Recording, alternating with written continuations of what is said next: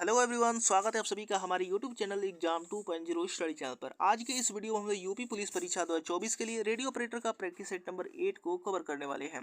इससे पहले हमने 7 प्रैक्टिस सेट लगा लिया है। अगर आपने उसे नहीं देखा है तो उसका लिंक डिस्क्रिप्शन में दे दिया जाएगा, आप वहां से देख सकते हैं। तो चलिए देखते हैं आज का पहला प्रश्न क्या दिया गया है। तो आज का पहला प्रश्न यहाँ पर दिया गया है, सामान्य हिंदी का कि योगदान में कौन सा समास है। तो इसका करेक्ट आंसर हो जाएगा दिए गए ऑप्शनों में से ऑप्शन नंबर ए यानी तत्पुरुष समास है। अगला प्रश्न है, 2 नंबर की उच्छ्वास का सही संधि विच्छेद है। उच्छ्वास का यहाँ पर सही संधि विच्छेद क्या होगा। तो इसका करेक्ट आंसर हो जाएगा ऑप्शन नंबर सी यानी उत्तधन श्वास। इसके बाद अगला प्रश्न यहाँ पर 3 नंबर दिया गया है कि जो हर समय अपना मतलब साधता हो उसे क्या कहा जाता है। तो इसका करेक्ट आंसर हो जाएगा ऑप्शन नंबर बी यानी स्वार्थी कहलाता है। अगला प्रश्न 4 नंबर दिया गया है, बहिर्मुखी शब्द में कौन सा उपसर्ग है। तो इसका करेक्ट आंसर हो जाएगा दिए गए ऑप्शनों में से ऑप्शन नंबर ए यानी बहिर। अगला प्रश्न है 5वां नंबर दिया गया कि निम्न में से कौन सा वाक्य मिश्र वाक्य नहीं है।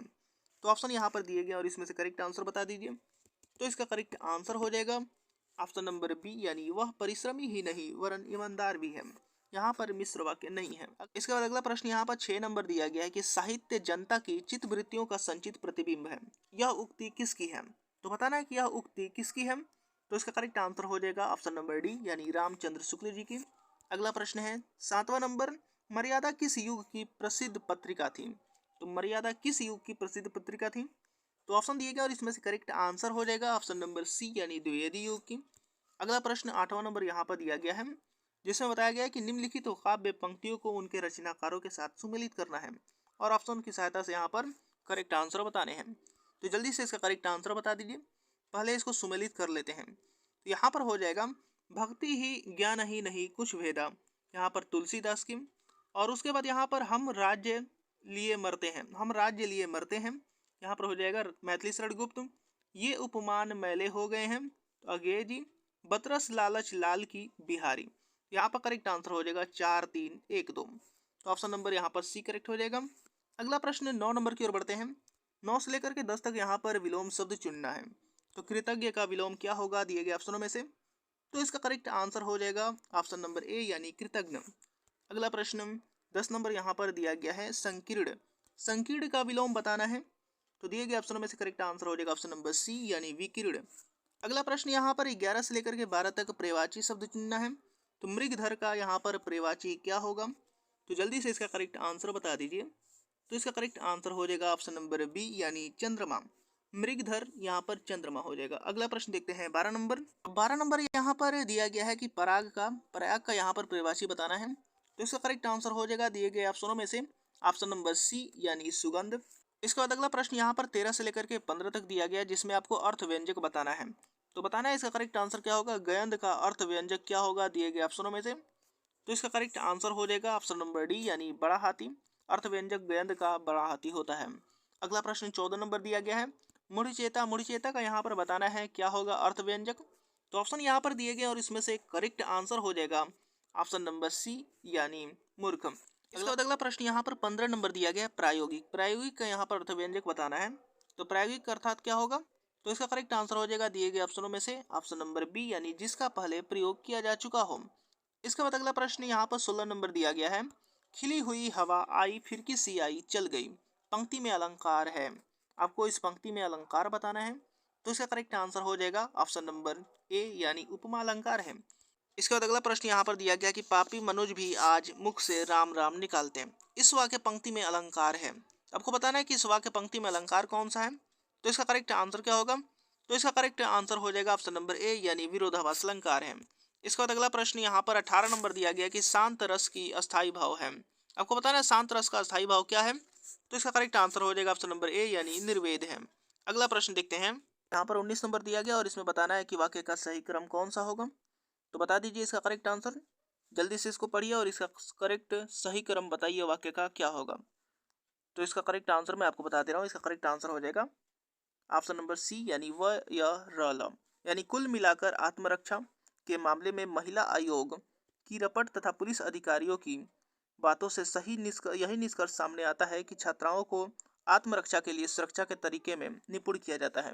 तो ऑप्शन नंबर सी करेक्ट हो जाएगा।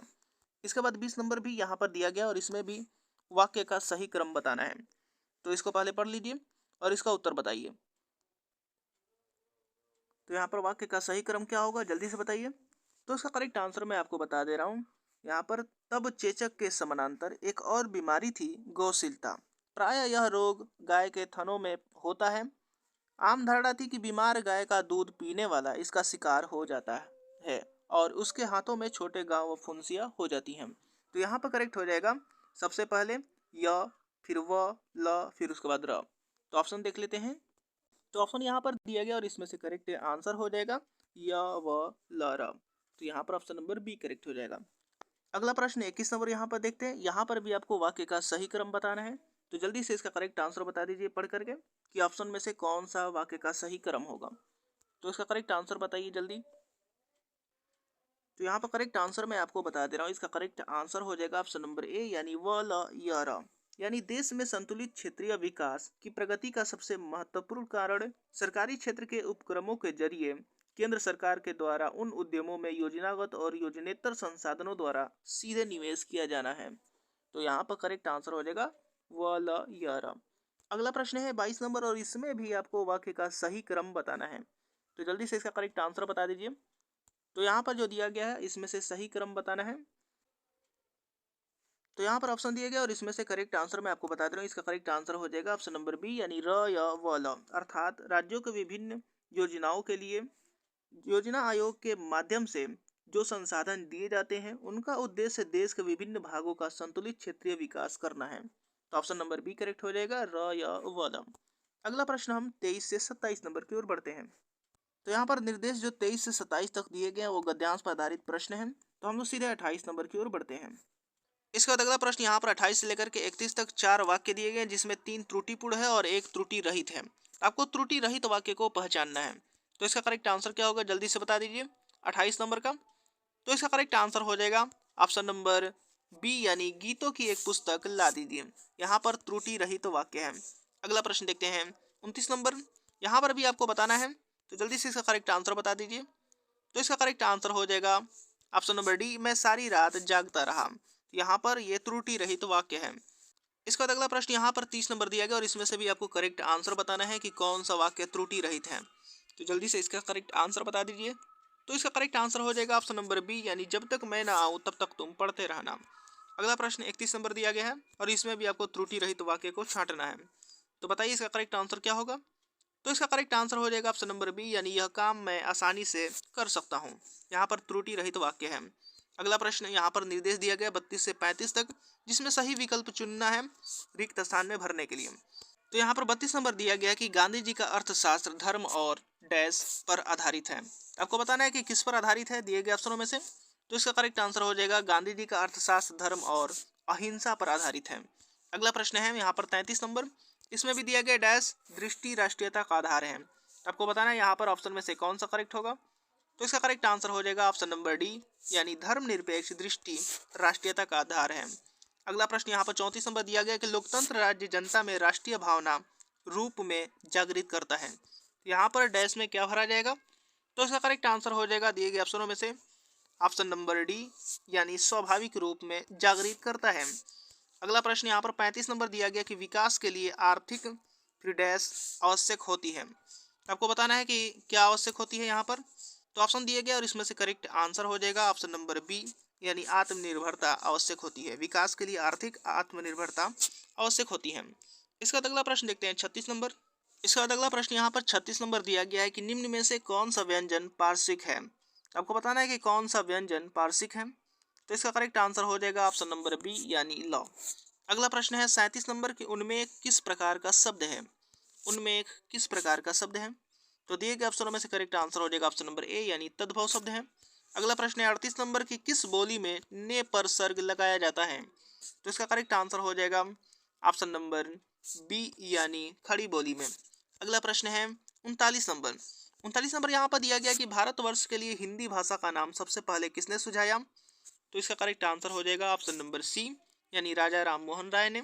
अगला प्रश्न है 40 नंबर, जो कि इस वीडियो का लास्ट प्रश्न है। देव जो महान है यह किस समास का उदाहरण है।